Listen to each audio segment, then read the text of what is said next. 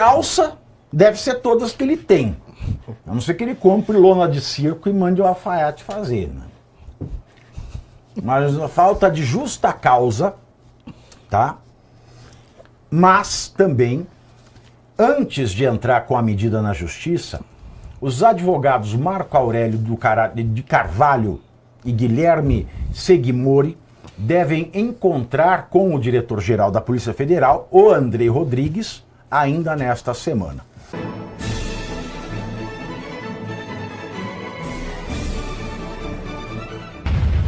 Fábio Luiz Lula da Silva, o Lulinha,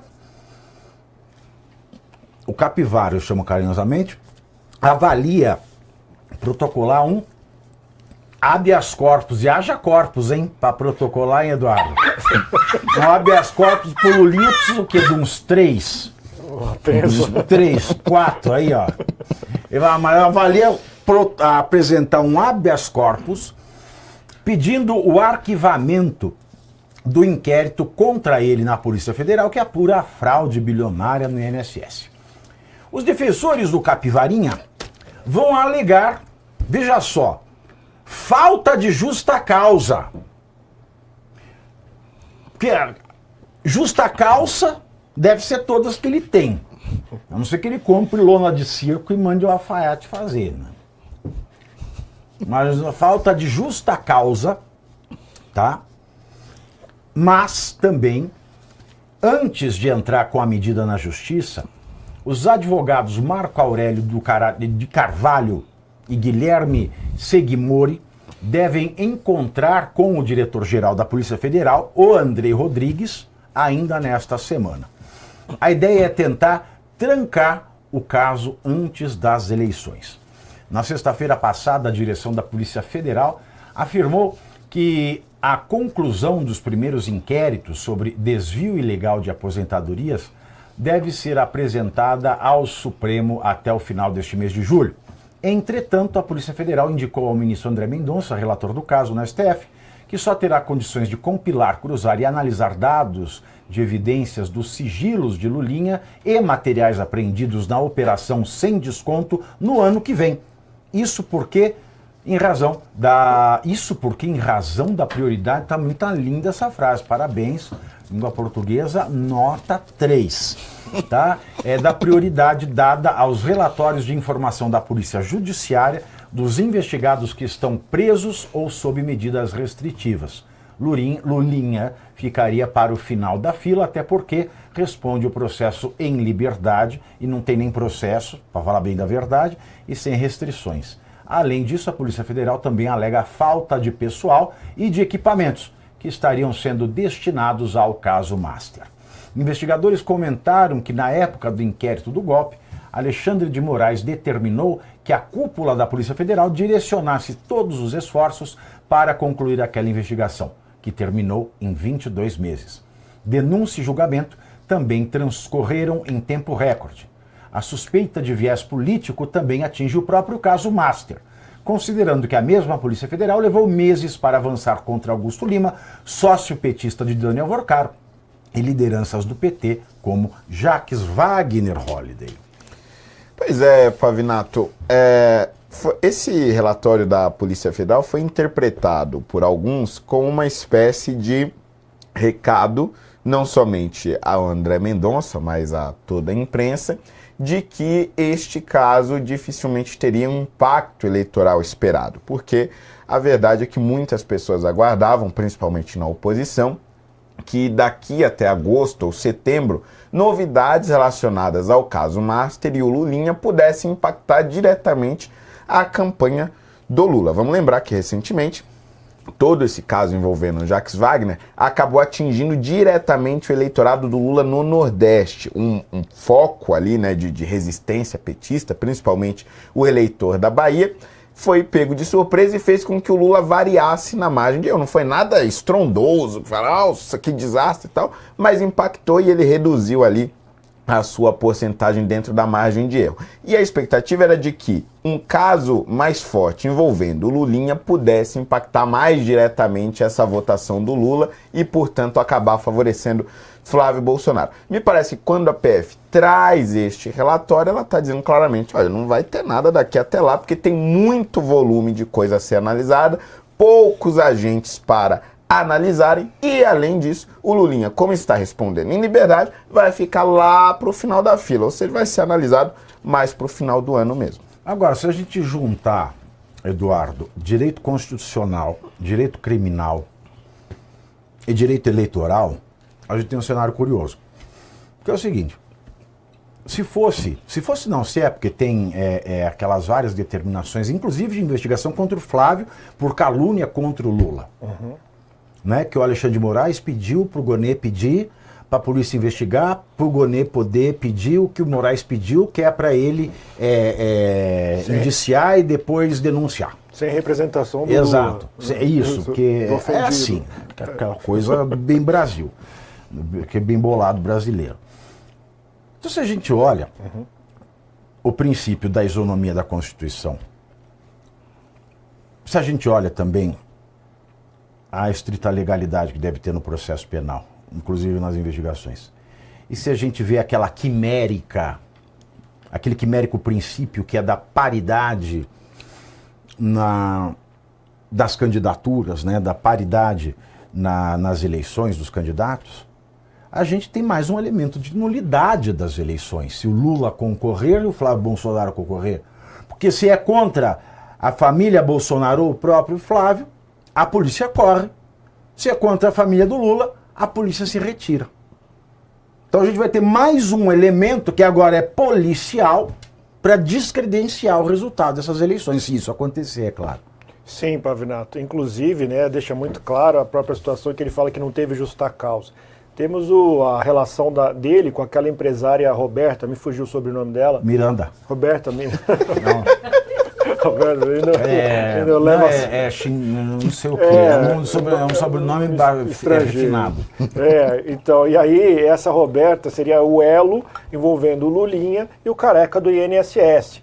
Tá, talvez aí esteja, né, a justificativa do habeas corpus. Luke Singer, que é a mistura do shampoo e sabonete Lux com a máquina de costurar Singer. Nossa, essa é antiga.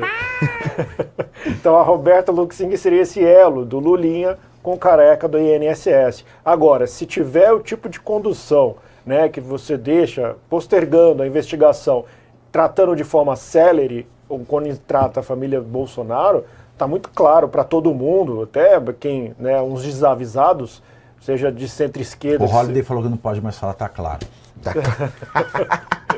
Ele tá reclamando aqui, ó. Ele tá protestando aqui, ó. Tá nítido, então tá bom. Tá nítido. Tá nítido para todo mundo toda essa relação envolvendo, né, um familiar, no caso o filho do atual presidente da República, com o caso.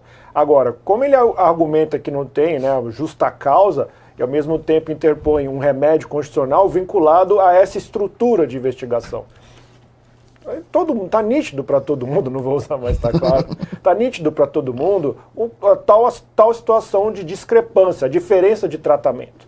Né? Tendo em vista que Flávio Bolsonaro está sendo indiciado por calúnia, né? Eu vi lá o fundamento, que era o 138 concomitante, 141 com agravante, de falar do presidente da República, sendo o presidente da República não tendo feito a notícia crimes, que ele que teria a competência para ser uma ação privada aí, envolvendo crimes de honra, ele que teria levar adiante, não o ministro abrir de ofício, né, a própria ação. Mas ele não abriu de ofício. Ele abriu de orifício.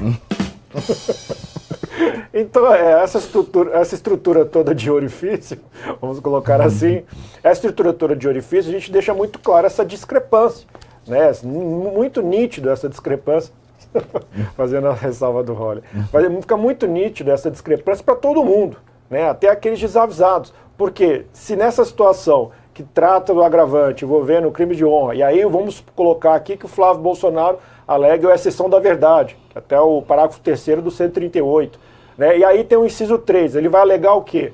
No caso, para refutar a exceção da verdade, que ele não foi condenado, lembrando que ele não foi absolvido. A disposição expressa do inciso 3 do parágrafo 3º dispõe lá no caso de absolvição. O atual presidente da República ele não foi absolvido. Como é que a gente trata esse dilema? A gente sabe que quem dará a palavra final dará favorável ao atual presidente da República, porque foram eles... Sem contar a imunidade parlamentar, que mais uma vez foi jogada na vala dos defuntos de guerra.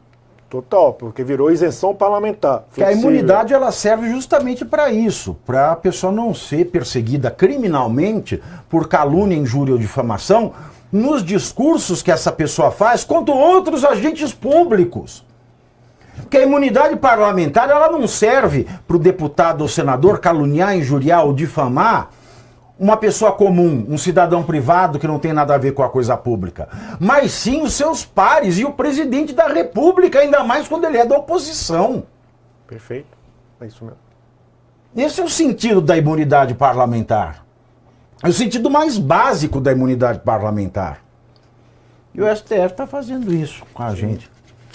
E com a CBF.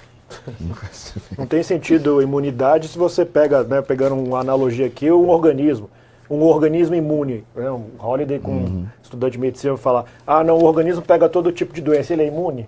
Não, então a imunidade parlamentar é justamente para essa condição de você poder expressar sua opinião, livre pensamento, envolvendo sendo opositor. Caso contrário, você está flexibilizando e é a diferença de imunidade e isenção. Aí você vira isenção parlamentar, ou seja, fica a bel prazer, a discricionariedade do julgador, decidir quando pode ou não o parlamentar falar, Pavinado. E posso complementar? Deixa eu citar só a jurisprudência desse entendimento da STF.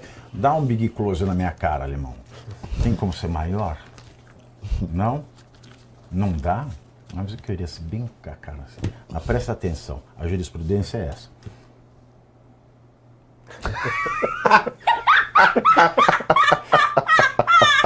Holiday. Não, eu queria relembrar uma discussão que teve na Constituinte de 88, né?